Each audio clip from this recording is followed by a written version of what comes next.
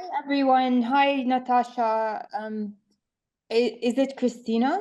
Yes, that's right. Yeah, if Hi, how are you Christina can guys?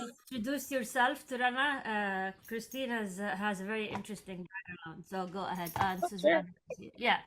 Yeah, nice to meet you, Rana. I'm actually I live here in Qatar. I'm in Doha. Ah, Yeah, amazing. yeah, I teach at Northwestern University's campus. I teach in journalism. So I'm Oh really excited. wow, that's amazing. Yeah, thank you. I'm really excited Um, to hear what you have to say since you've been published by the New York Times and so many other great news organizations reporting from Jordan. So I'd love to hear your experience today. yeah, of course. Would be happy to share and also learn, just learn from each other as well. And I also have a few questions about teaching journalism today. It can't be easy, but also I have a good friend of mine. She's moving to Qatar in July. She'll be the deputy US ambassador. Oh, okay. Okay, great. Yeah, happy to connect you if you like. Oh, that'd be amazing. Thank you. Yeah, she's really fun. Ah, good. So hi Natasha, how Hi. have you been? Good, good. So, hi everyone. I think everyone is trickling in. Suzanne is here. Hi, Suzanne, and Nicole is here. So, Suzanne, if you can introduce yourself as well, and then I will introduce Rana formally. Hi, I'm Suzanne Smith, and I actually retired officially as a director of publications and writer and editor for a university after working in higher ed and book publishing for 30 years. And so now I'm sort of trying to figure out, I've got lots of time on my hands and how to sort of maybe get into a freelance career or try other types of writing. Yeah, Natasha and I are big fans of Substack, so we might convince you to get on board with that. Yeah.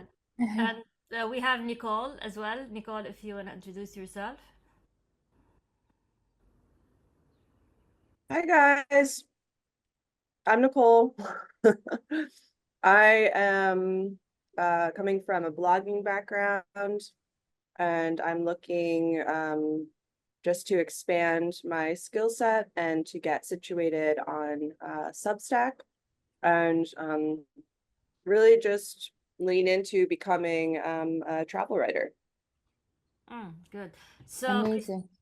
so Christina is in Doha, Qatar. Suzanne is in Florida. Nicole is in Brooklyn. And where I are don't you? know.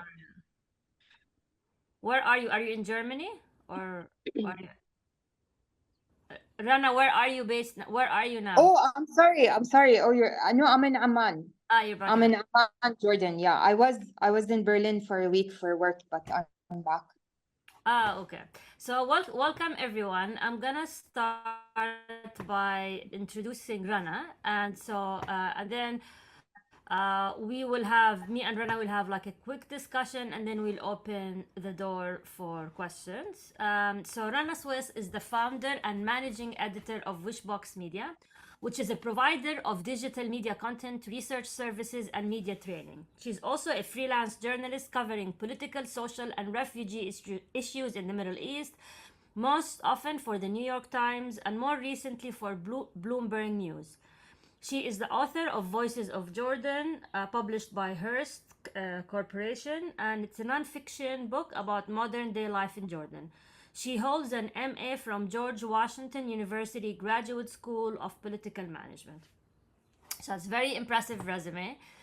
Thank you, Ren. I'm so glad you accepted my invite. I know you're very busy traveling all over the world and running your own company, and her company is expanding dramatically, which is amazing. So, Rana, first of all, I think we can talk about your company in the later part of the discussion, but I'm mostly interested to talk about you as a freelance journalist and about pitching. So the cool thing Sure. about you, Rana, is that you've been on both sides of the fence. So you pitched to organization, and now you are actually accepting pitches Yeah. for a fund for Mm-hmm. The journalists. Content Innovation Fund. Yeah. Yes, which is a fund that journalists and creators in Jordan can pitch her stories for projects, and then they get funding to actually work on them. And this was done in cooperation with the US based International Center for Journalists. So I'm gonna start with you pitching to the New York Times and these Sure, top sure. publications. So first, how did you manage to get your byline in the New York Times?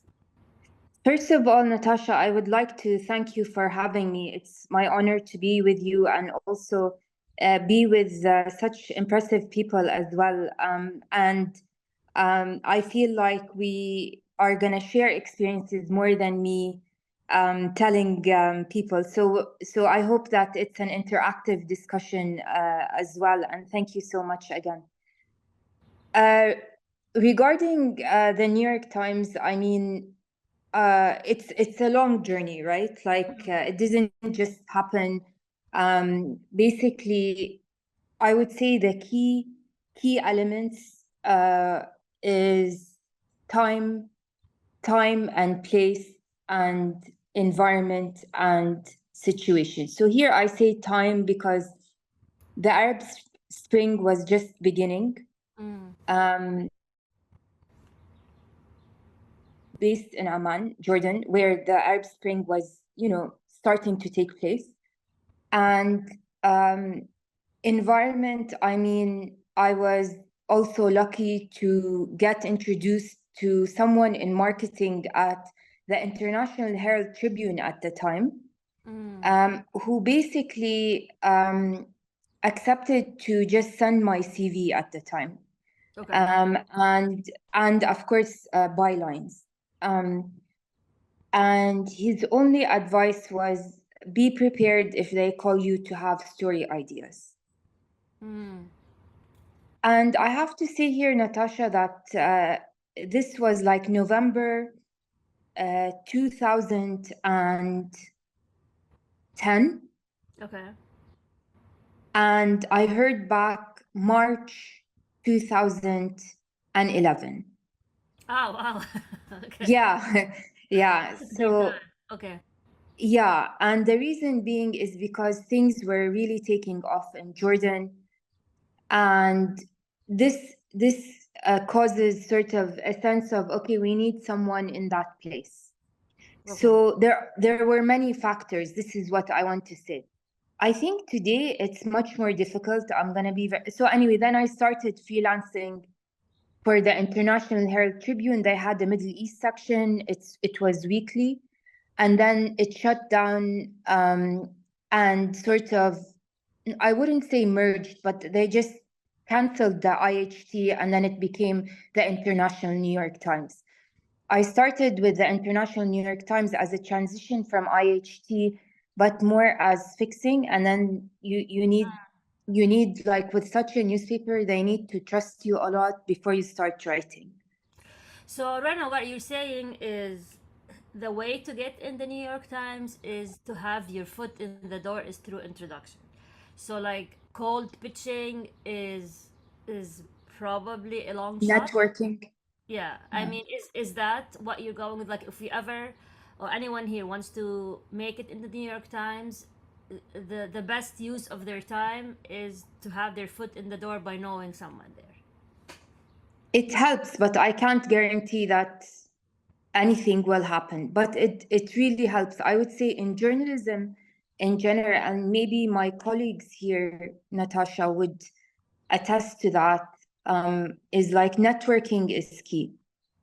Okay. Because a lot of journalism is about trust and credibility. So, if the person trusts you on a personal basis, like, oh, I met with so and so and they're knowledgeable, I feel like they're credible, they have written before, I saw their work, let's give them a try. I mean, and to be honest, this is becoming more and more difficult, Natasha, because of the, I would say, the state of journalism today. There's just much less opportunities. Newspapers are laying off people. Freelancers, I mean, there's so many now because of the layoff. So the competition is really stiff. So it's become more and more difficult. And I don't want to focus on the New York Times. I mean, if anyone has questions, I'm happy to do so. But because the New York Times is, let's say, the most competitive and the hardest, and maybe I would even say that they will not take cold pitches. They do not. They do not take cold pitches. You can submit an op-ed and even then it's really difficult. But the op-ed is, there's more of a chance they would take an op-ed than an actual feature or news or whatnot. But this is not true of, Harper's Magazine, possibly the Washington Post and others. It's a bit easier and they would, be more flexible about that. But the New York Times basically don't take cold pitches. Okay. So you mentioned the future of, let's say, freelance journalists, and there's a lot of, let's say, journalists out of work now, and they're Yeah. into the, so and the model itself is changing where people want to work for themselves. You have the solopreneurs, that they don't want to belong to one institution. So what are the options for freelance journalists now, if not the New York Times? Where do you think they should focus their attention on, as you're an experienced freelance journalist? I'd like to tell you guys about an experience I had with I have, I still have writing dreams. And my dream is to publish like a long feature in, like, let's say the New Yorker or Harper's. Harper's is ultimately my favorite magazine in the world. And if you read the submit part on their website, it says they actually don't take pitches by email. So you have to physically mail like the pitch and or the nonfiction article. Okay. So I was like, wow, how is that gonna happen? So basically what happened with the Harper's Magazine is I was on Twitter, because this is really important. This is where social media and networking comes in. And I saw a tweet, you know how sometimes the feed is for you or recommended. It's not really someone I'm following. And there was this young guy, he said, I just became an editor at Harper's Magazine. If you guys have pitches, I mean, I'm slaughtering his words, but if you have any pitches, send them to, and then it's his email. Like, let's say Charlie something at Harper's, I said, oh my God, this is amazing, So I kept that tweet, I kept the email and everything. And recently I pitched a story idea. And I DM'd him and I said, hi, Charlie, I sent you a pitch, blah, blah. And he responded and he said, I look forward to reading it. Then I sent it by email and he responded the next day. They didn't take the pitch, but he was kind enough to explain to me why as well and what they're looking for. So what I'm saying is this is all part of networking. So, do use social media to look for people who work at the newspaper. It could be editors, it could be sections in the newspaper that you're interested in, who works there. These are the new ways of networking. So I would advise you to find the person, then do a cold pitch, like to the Guardian at info.net. Yeah. It's basically you have to be resourceful enough and have this burning desire to be published, and no matter what it takes, you're gonna do it. So Oh yeah. I'm curious to see, why did he reject the pitch? Why, like you said that he explained. I want to see why your pitch was rejected. Sure. Well, one of his points, and I'm trying to pull up his email. I hope this is not too boring. But let me just, because I want to be accurate. You can share it, yeah, if you want to share it. I think you have access for sharing. Okay, yeah, Charlie. Okay. I think you can share it on You guys want me to share it? Of course I can. Let me just find it here. I think it's helpful, and please remind me. Sure. And I mean, what a nice guy. I'm just gonna show you. how he went out Write of his his. email address so that you can pitch to Harper. Like, Of course, of for course. example, Christina has a pitch on Tatars in Crimea, and you know, you can use the story if gets published in Harper as a promotion for your documentary. You know, like that's gonna be one step. Okay. Okay, but you need to. Okay, so you need to know what they're looking for, what kind of stories they take, etc. So, I'm just. Do you guys see my screen or no, or not yet? Uh, now we No, see. oh, there it is. Yeah. Yes. Okay, so not to bore you, but this is my pitch, right? Like, of course, I didn't just sit down and write an email. Like, I went through drafts, and then I copied and pasted. And basically, just to let you know, basically, I wanted to write a feature called The War Next Door, and it was about exploring the profound effects of the conflict in Gaza on Israel's neighbor, Jordan. Okay. And I talked about the consequences of the war. And then, if you remember, there were 3 US troops that were killed just like a day before. So there was this. I thought it's the right time, because of the news. And I wrote, including the recent cuts in the UNRWA funding. And the less familiar aspects of the conflict that have affected Jordan, including a boycott of US and European businesses, a sharp decline in tourism.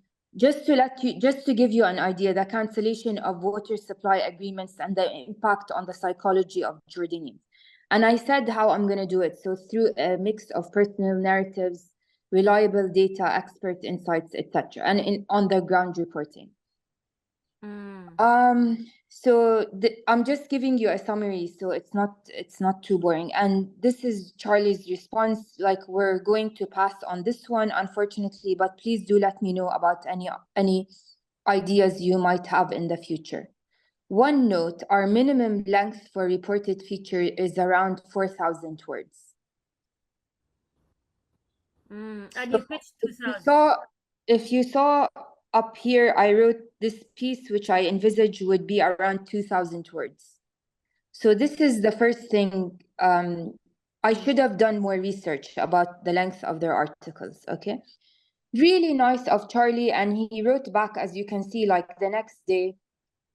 I was, of course, sad, because you're always sad when you're rejected, but like, still nice of him, and saying that, let me know about any ideas.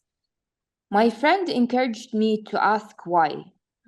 Yeah. Why was it rejected? Like, what, So I wrote back and I said, thank you, and I appreciate your openness to future ideas and clarity regarding the word count. Could you share any specific themes or topics you're currently interested in from the region? And if it's not too much trouble, could you offer feedback on why my last idea didn't appeal?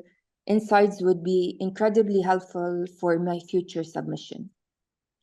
And look at the email. I mean, he took the time. Yeah. And he said there is no like specific theme or topic from the region.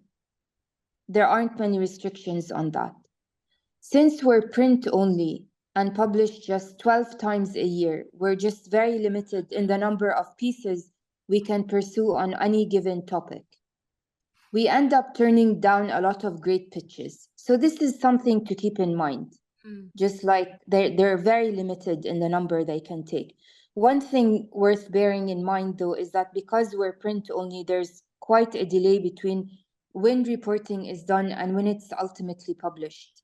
So time, the concept of time we have to keep in mind, right? So just because, for example, the US soldiers were killed, it might not be another month or two till this comes out. So it cannot be like this happened now and, make it sound like a news thing. This poses a particular challenge when reporting on rapidly changing situations like foreign conflicts. The result is that we tend to be focused on pieces that are likely not to be out of date by the time, such as those that take a long view in analyzing a conflict. Lastly, for what it's worth, I'd say that your pitch was somewhat too broad for us. We typically look for more narrowly focused stories grounded in scenes and characters that are already relatively present in the pitch. What does he mean here? He means that I should do a lot of the reporting before even the pitch, which I feel is unfair, but this is unfortunately some of the magazines, they require this. So like I have this character, and she's like this and he's like that. So it's giving them more details on the characters. And I just sent like how thoughtful of him and stuff like that, you know? So, okay. So for me, I'm really impressed by the fact that he took the time to send such a long, detailed Yeah. response. And honestly, when I refuse pitches, like I would, I would never send that long of an email. But maybe I should look into my own behavior. But it tells me two things: that he's still interested in future pitches because he took the time to respond and explain to you. That's one. And two, that he is someone who is gonna be nice and to work with because he's invested in the writers and patient with them. So these two things are the plus for me in his response. Yeah. And I think also the lesson that we can learn is that you followed up and asked for feedback. And I don't usually do that. Usually, like, I get pissed off when I get a rejection, and I was like, "Fine," and then I would my ego comes in the middle. And here, you put your ego aside, and you wanted to, and it was really helpful. And it's that journey. So that was wonderful, Rana, for you of you sharing that. I think it was very helpful. I think Yeah, it's a journey, exactly. before we open this for discussion, I would like to ask you about being on the other side of the fence. And now, have you? I believe you started accepting pitches, correct? Yeah, I'll be very brief so we can open it up for discussion. But I I can just want, open your website maybe, and yeah, sure. So because of the state of journalism that we were mentioning for a while, I started seeing a lot of freelance writers and photographers and multimedia creators and illustrators and data analysts and others who have great ideas, but they don't have a platform to publish. They don't have the support. They don't know how to budget. They don't know how to market their product. Uh, so I decided a few years ago, I came up with an idea called the Content Innovation Fund.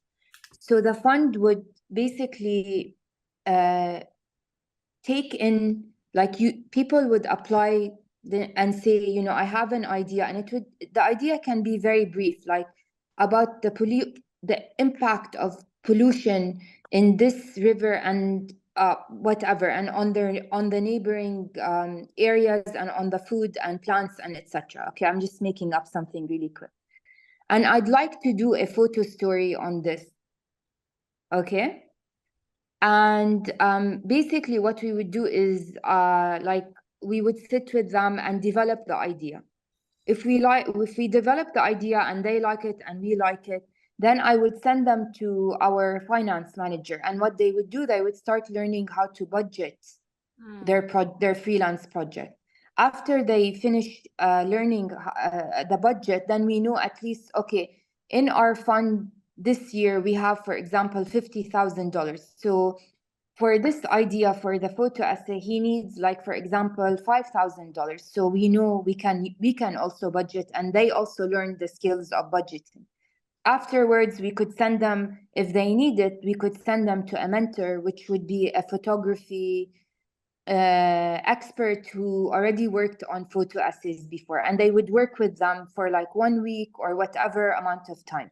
Afterwards, they would go in the field and start the work. After they finished that, we would sit with them and do, like, basically a social media campaign, a publishing campaign, a marketing campaign for their product. And then after we publish the, because we have like networks of publishing places, right?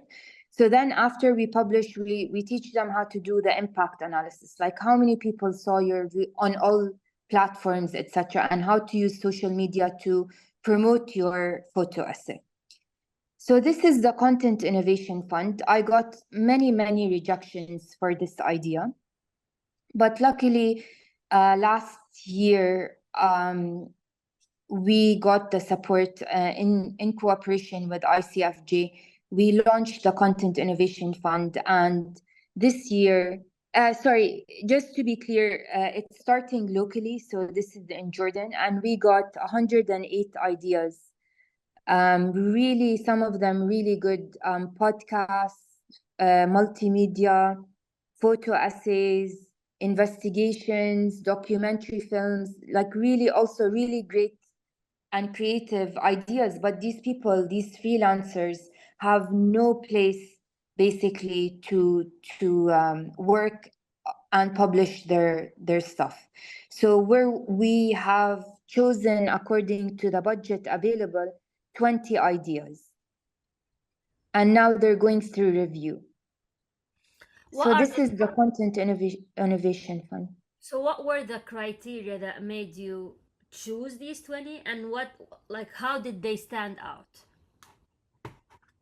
Okay, one thing we had to be very realistic with is we asked in the form the budget. So if the budget was like 20,000, we would need to directly remove them, because it's just, it would take up like the whole like half of the fund, you know? Okay. So a realistic budget for the story, but most of all is, has this been done before? Oh, okay. And does the person have at least the minimum skills to see it through? So they needed to send us our CV and sort of their work experience. We're not looking for pros, but we're looking for, they have, like when they write they want to do an investigation, that's no joke. So we look, do they have the capability to do an investigation? Did they But have mostly, Natasha, it was about the idea. I The see. idea. Did they have to be published before, or were you willing No, to accept no, these? Are you willing no. to take a chance on someone who's new, just on the basis of the uniqueness of the idea? Yeah, yeah. I mean, someone wants to do, you know, short videos on their Instagram account that are really creative, you know. Can you give us examples of ideas that are being reviewed now that you gave at least the initial? Sure, sure. And for time's sake, Natasha, I'd be more than happy to send you like list of examples. Okay. But there were environmental stories on like climate change impact. There were ones on women, some on gambling and online abuse. Some wanted to do podcasts about the impact of war, like on people in the region. But it was more specific. So these are just the kinds. We were impressed by the different kinds of platforms that people suggested. There's an investigation on women who work in farming in Jordan, like they're not protected by the law. So she wants to do an investigation on this. There were two on refugees and labor laws, things like that. Great. All right. So I talked a lot. Thank you very much, Rana. I'm gonna open it up. I'm sure if you have a lot of questions. So Rana's time is very limited, so milk her. Can I Yes, ask some questions? Sorry. yeah, of course, Christina. Yeah, Of sorry. course. For the Content Innovation Fund, are you helping them get placement then afterwards, getting their stories published somewhere else? Is that the idea? Exactly. Okay. In So preferably in a media outlet. okay, but so are you looking for like, you know, trying to help them get into the New York Times or to other places like that kind of level? No. This is, sorry, this is, for now, this is all local. So this, Local. yeah, this would be in like local media or regional media, and also some of them are, as I said, they're like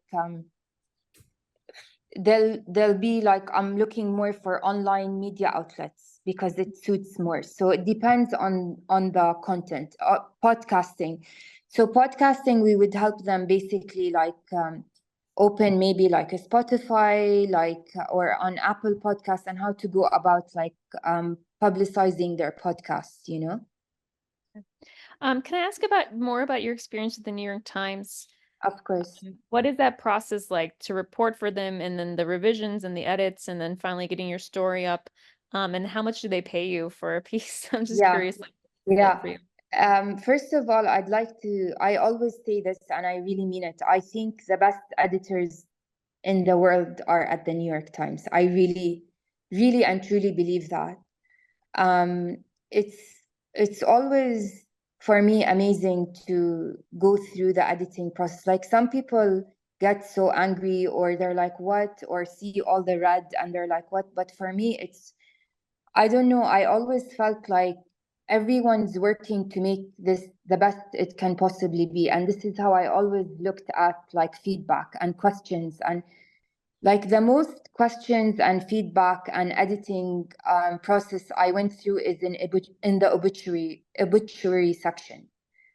And I really believe that because of the editing, when I mean editing is like the questions, and then you need to dig more. Because of that process, I believe sometimes like I had information about the person I'm writing about the obituary that maybe no one else had before, because no one else maybe thought of it to ask, etc., etc. So the editing process is grueling, but it's amazing. And then after the editing process, it goes also through proofreading, which is a whole other drama, and like you need to respond really quickly. So any of you who have worked like on a feature and or news story with such a publication, you're on the edge until it's published. Like you're always on the edge, like, and you need to respond all the time quickly, Yeah. you know. So this is in terms of editing. In terms of pitching, I'm finding it more and more difficult recently. Like for example, I can tell you for 10 years, I almost never got an idea rejected. But recently already I got 2 ideas rejected. And one of them, they were really nice to explain to me why. And I agree with them, but like still like I didn't get rejected before. And there was another idea that I like passed on. I don't even remember what it was. So, you know, the landscape is changing, like the landscape, but also, for example, at the New York Times, the whole Middle East editors that I used to know are out, like they're not there anymore. And it's difficult to build a relationship again. Like now, I'm not sure who's in charge, like who do I pitch to? So I like go to another reporter I know and I ask like, who should I send the pitch to, you know? So this is another thing when you like have relations and, you know, people's positions changes and it becomes more difficult. I would say that I would, you know, what Ron is saying here, that I have found that since I stopped being a staff writer, what I did was write a lot of profiles and stories, mostly about research and researchers, most of it's science, environmental, things like that. And I have freelance work through people I know from that experience. Yeah. But as those people leave, Yeah. then new people come in. And that is very hard then to then begin to, you know, even if you say, well, I've got all these clips or I've done all this, they have their own people that they work with. Yeah. And, you know, I find myself, and I'm obviously older than the rest of the writers here, they're young and starting out. And I find myself thinking, oh, is it worth the hassle of even trying to break in to become part of the group? Because people, of course, will naturally gravitate towards writers they've worked with, people that have submitted stuff that's worked well for them and stuff like that. They go to a new place, they bring their writers in a sense along or continue to work. So you do lose a lot of ground potentially when you worked with somebody who already knows your work, and they'll give you a piece, but then they're gone. And now, so I think that's, and I don't know, and I don't know if there's, is there more competition for writing assignments among a larger pool of writers? I think so. I think so much because I don't know what others think, but like I just feel like it's becoming harder and harder because so many journalists are out of work, Mm. and that's why, maybe Natasha can talk about this. That's why so many have, found solace, I would say, in like Substack, because uh they're really good. I mean, some are veteran journalists, Yeah. some are like really good, but they just don't have an outlet. And like you said, like there's a new generation maybe, and it's just so hard to break in again, like after we suffered to get in, so I think, to be honest, I see that Substack has filled this void in a way, and it's really satisfactory, like to many, and it's really growing. I see it as a growing platform. I've asked like people about if they have used, for example, Substack, Natasha, for audio, like because they've launched this also podcasting platform on Substack as well. So anyway, Suzanne, I don't want to gear off topic, but my short answer is absolutely. I see it more competitive, more frustrating than ever. And someone asked me about payment. I'm not even joking. Like sometimes it doesn't even cover the cost of your field work. And it's like, why are, I'm like, let's say I'm not 35, I'm older, but like, let's say you're 35 and you say like, I'm 35, I can barely pay the rent and I'm working like a dog. So it's frustrating, and that's why also people are choosing to leave the industry, is because of the low pay. Would you be able to give us a rough figure of how much per piece? Like you can say like between. Yeah, I would say between 600 and 800 for a feature, How long is the feature? like 1,500 words. And how long does it take you amount of work to publish? It could be like a week, Okay. Okay. So you a know. week worth of work, I mean, in like And in, then there's editing. Don't forget, Natasha. yeah. I mean, if you want to make the math, if you want to do the math, it's somebody in the US, $600 per week. You can't make it in Brooklyn, for example. Definitely. Yeah, I That's just got an offer to write 800 words for a German newspaper. okay. 800 words for a German newspaper. Okay. And before they even went further, they said, we're sorry, we only pay 250 euros. Not bad. 250? For 800. Yeah, but That's like I don't know. $300. 250 Yeah. for 800 words is a fair amount. Yeah, And it's not 250 Yeah. is quite low. I mean, Yeah. well, look, we don't want to derail here, but I have a friend who's a freelance. He's a Yeah. freelance film critic, and he does nothing but talk about how much he gets paid per thing, and Okay. where he's making money and where he's not making money. Yeah. And he was contacted by the New York Times to write an editorial in the last couple of years, and he said, "What do you pay?" It was less than $300. The New York Yeah. He said, I'm not doing it. And they're like, what do you mean? He's like, it's only 250. And they're like, but Yeah. we're the New York Times. And he's like, Yeah. no. So, that is those kinds of trade-offs you're sort of dealing with when you're like, okay, a good 800-word piece is going to take time. And so that is hard then if you're looking at 250. I don't know. Did you accept it or not? I said, I'll think about it.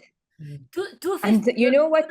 That's Suzanne, Europe. you know That's what? I 350 thought I US. thought right away when she said that to me, I said, thank God I'm running a company and I have other sources of income, you know. Yeah. Unfortunately, like this is not a hobby. Like we don't do this profession as a hobby, right? I mean, I'll give you an example. Yesterday, I had my book launch in DC, and the editor, I met him the first time. We used just to correspond, and it's fiction, and they paid me 250 per short story or per book review. So I do book reviews for them. So after the book launch, we had dinner and we were chatting, and he says, "Do you know that we pay more than the LA Times review?" I was like, "What?" So this like literary journal pays their authors for book reviews 250, and it's more than the LA Times. Wow. That just give you an Yeah, idea of how little they pay. yeah, yeah. Okay, Um, but just so we don't derail, we're Right. sorry to be geared off. Please go ahead. Rana, can you talk more about ICFJ and like how you were able to partner with them and get this grant? And because I do follow ICFJ, but I don't know. I've applied for like grants before, but they don't write back, right? Or something like that, or like pitch stories to Yeah, them. So I'm curious, like your relationship with them. it's a really great question. It's actually through Natasha. Okay. Natasha, do you want to? Sure, yeah, yeah. So Yeah. I worked there for 5 years. I helped train journalists, and we used to travel a lot. And then Rana and I've been colleagues and friends, for over 20 years. We actually met at a newspaper in Jordan, and but anyways, so she mentioned that she has this idea for the content fund, and she's trying to find a sponsor. And I told her, why don't you try in the US? I know the guys at ICFJ. So I just emailed them and I did the introduction, and that was it. Rena did all the work. So all I did was like I just wrote an email. Yeah, But sometimes that's all what you need, because yeah. what you need is somebody, one person, to send an email, and they know me, so they trust me. They know that the person that I'm bringing is someone that I'm vouching for. So yeah, and she, Rana, and them, they worked on the proposal. They went back and forth with the U.S. embassy, and it worked. So again, all I did was I just sent one email. Natasha, I just sent everyone my email. Yeah. Um, and like, I can't emphasize how important dialogue and networking is. So, please keep the conversation going. And if there's anything, we can do to help, like share experiences, talk to each other, like I'm very happy to do so. Yeah, Rana has another meeting, so she has to drop off a bit early. But I'll take it from here. So thank you very, Nicole. You have not heard anything from Nicole? Nicole, do you have anything to I say? know, I'm Yeah, afraid Nicole. internet's going to like cut out again. But no, I have no real experience with pitching. So for me, just hearing everything you've said has been so informative and helpful. And thank you so much. No problem. And anything Natasha and I can, are happy to exchange ideas or help or provide.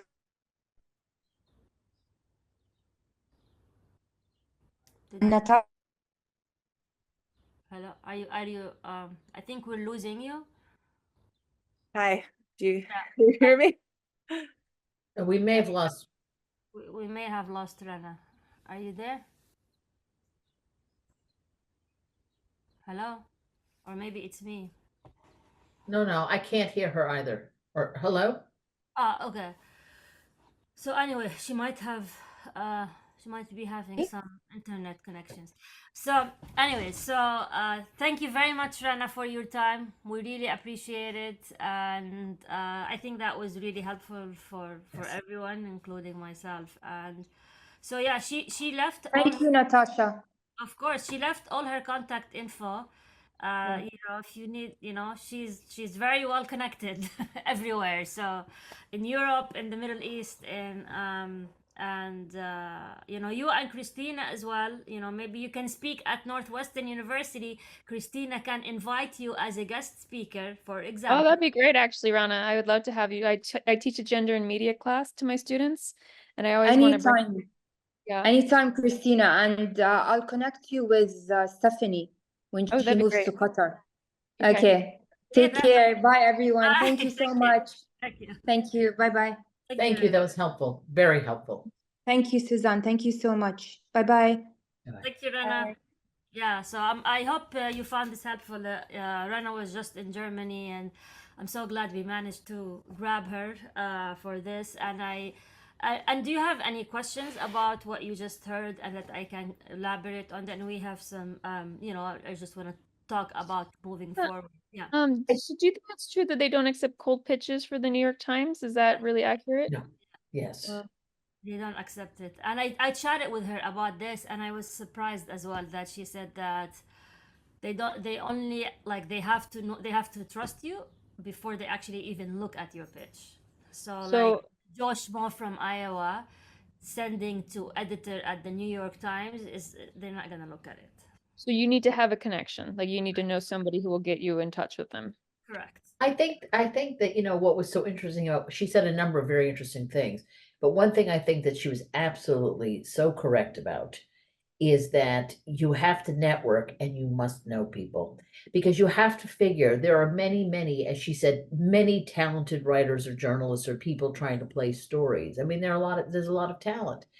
And the only, you just, I think probably it's cultivating those relationships with other writers and editors and things like that, is really the only way to break in. Yeah. I think she's probably right of that. That was, and I found the example of her pitch to be quite helpful to look at. And then also his response, that was also greatly helpful and very, very interesting. Yeah. I thought so too, that he said it was too generic. And I was like, you come to think about it, because she was saying about the effect on water, like, and the effect, so it was too broad about the effect on the psychology of Jordanians living next to a war zone, an active war zone. And I think he wanted her to start with a character. Like, for example, your Tatar story, Christina, instead of Start. teaching like the effect of the war on the Tataris in Crimea, you can start with, I don't know, Ahmed Sultan lives in this small town. He lost his all of his income, and then focus on Ahmed, and then bring the general idea. I think we discussed this, because people might glance over, like, oh, another story about Ukraine, or another story about Palestine, or another story about Jordan. They're gonna glance over it, but if you dig deep, that's what they want. And he confirmed it in the email from Harper's Magazine. So It's really helpful to see that. yeah. And I'll give you another example. Yesterday, and I even journaled about it this morning, because journaling really helps, is it was just a reminder to get out there and meet people and talk, because, as I said, we're journalists and writers behind computers, but I was there to talk about the book, and I met the editor and we chatted, and then he's like, wow, Natasha, you have so many stories to tell. He texted me and said, send me another story, the deadline is, so he already commissioned another piece, which I have to write by June 15th. So I have nothing to worry about. And then I met the head of, I have her card here, the vice president for arts and culture at the Middle East Institute in Washington, D.C. Her name is Kate Seeley. And we chatted, she gave me her card, and she said, please email me. I'm organizing a conference in DC for Arab writers and Arab authors. I'd like to be part of it. I emailed her, she just responded. I haven't seen her response. But just, again, networking. I mean, social media is great. Sometimes we follow these shiny objects like Twitter or Substack or whatever, but we sometimes forget going to the basics, which is human interaction, which is networking, which is one leads to the other. And that's why I mentioned Rana, I was thinking like, wow, Rana can be a guest speaker at Northwestern University, and like you guys making that connection, and and maybe you can be one of the trainers because she hired trainers. uh, Oh, okay. Okay. train. So you can ask to be one of the trainers for her institute. So that is the same thing for Suzanne with your experience, and Nicole can talk about being a travel writer and how to be a travel writer. So all these connections as well, another part of getting the opportunities, and this is how you can make income from your writing. It's great. Yeah, these are great ideas. And maybe she could put us in touch with some people at the New York Times too. No. Yeah, yeah. I mean, that's how it is. I mean, so when I wrote for the Washington Post, it was through a friend Yeah. who used to be the Washington Post correspondent in Iraq, and I met her through Iraqi who was my translator, who was a translator in Baghdad, and like all of these connections. And I said, "Hey, I have a lot of ideas." It's like, yeah, she just emailed her friend, done. Byline in the Washington Post. I remember when I saw my byline in the Washington Post, I looked at my husband. I was like, I made it. He's like, what? My byline is in the Washington Post. Nobody can take this away from me now. No one. And just that idea that, and I could have cold pitched until I was blue in the face, but all it took was not even an email. It was a Facebook message to my friend. It's like, hey, do you know? It's like, yeah, sure, here you go, done. So that is the power of connections, and That was actually so I actually had an op-ed published in the New York Times, oh and wow, it was through connections, right? Because it was interesting because I submitted the same op-ed to like the Posh Post, Al Jazeera, even like through their generic email address, oh right? yeah, Nobody oh, took it, but it was because I knew one guy who knew the editor at the op-ed section, and he initially rejected me. And I pushed back. I was like really angry that he rejected me. So I'm like, okay, but I have this expertise. And he came back. He's like, okay, let's just rework your oh, piece. oh So wow, it was like that was the one thing I learned in my experience is that, and I there were some studies talking about it that why aren't more women's names in these bylines? And it's because they don't push back enough when they're rejected. Like you're supposed to push back and like give another angle and try again immediately. And it worked for me for that op-ed. So I don't know, you know. that's interesting. Um, That's yeah. interesting because I've Yeah. been making that mistake of getting pissed off. Was like fine, and but the idea that you pushed back, So that's apparently you just go with another angle right away and see if they take that one instead. But I don't know. mm. Yeah. Yeah. And okay. So for next session is our last session. I had something prepared, but I heard from Christina that you wanted more on productivity.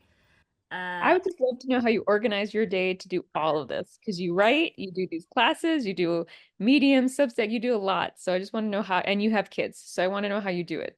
Okay, so Yeah.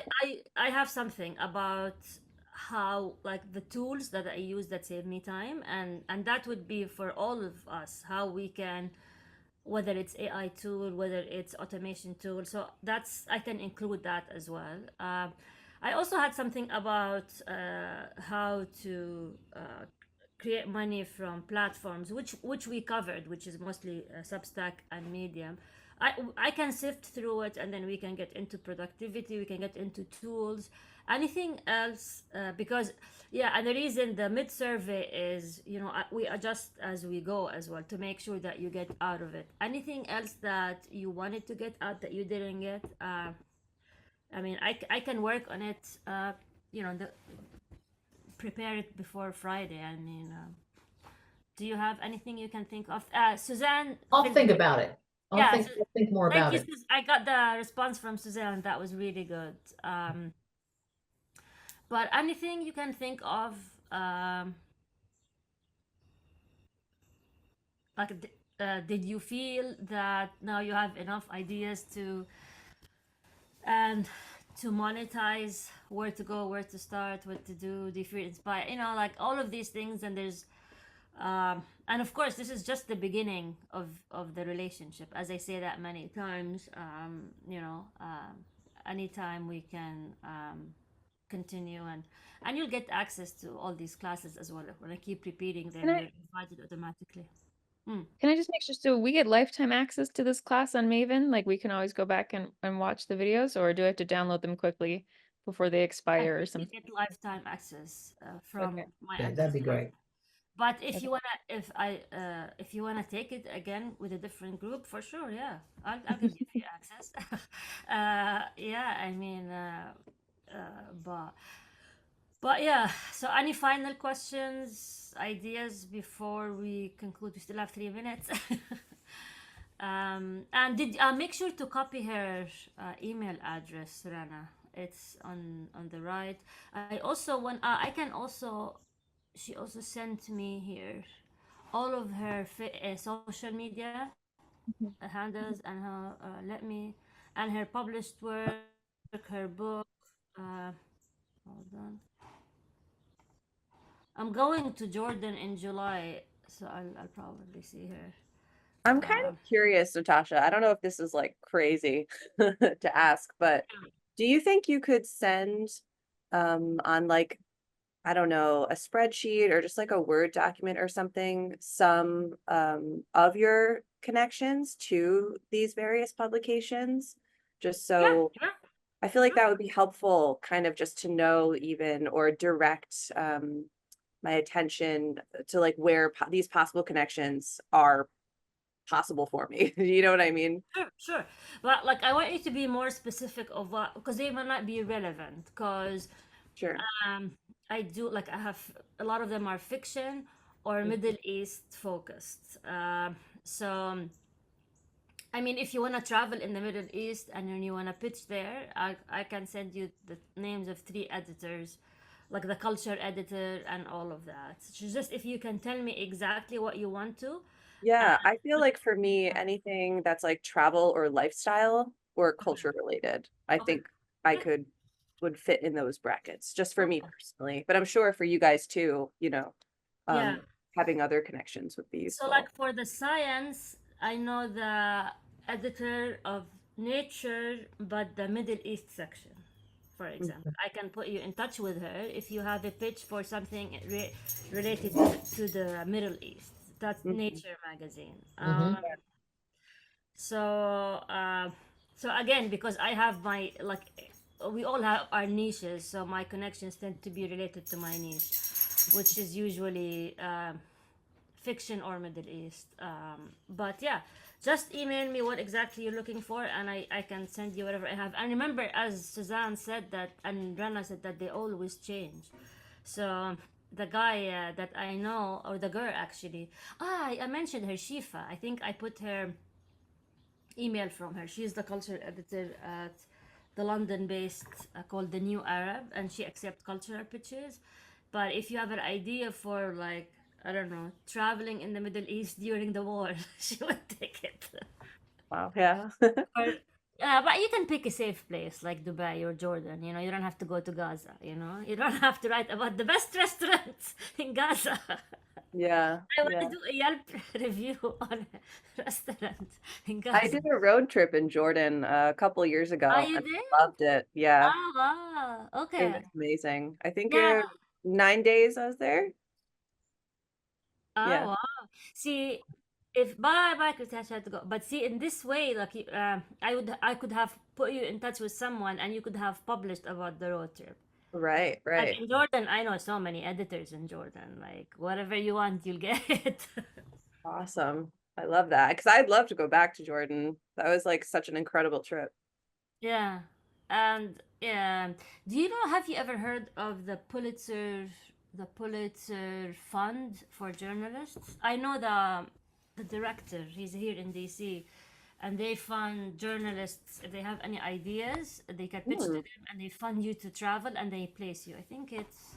Whoa, that sounds awesome. I think he's about to retire, the guy I know, but I'm sure he can put me in touch with the current president. Pulitzer Center. Here it is. Bye, Bye, Suzanne. Suzanne. Thank Right. you. I will just okay. I will gonna put this here.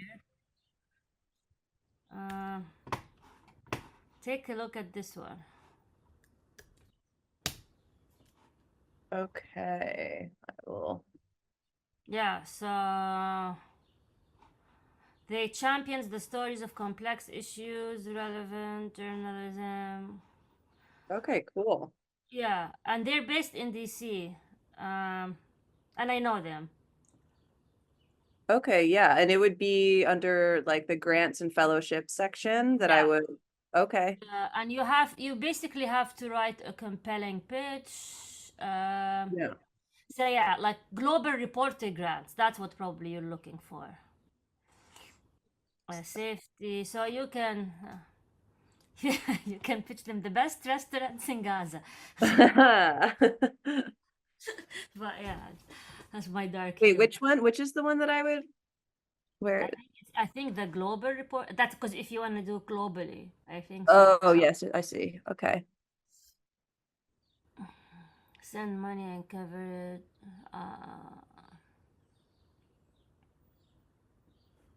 Okay, cool. Yeah, this is great. I'm definitely gonna spend some time checking this Yeah, out. his daughter of the founder is one of my really good friends. And I used to work with her husband at the International Center for Journalists, so they're all connected. So Okay, great. yeah, so I can put you in touch with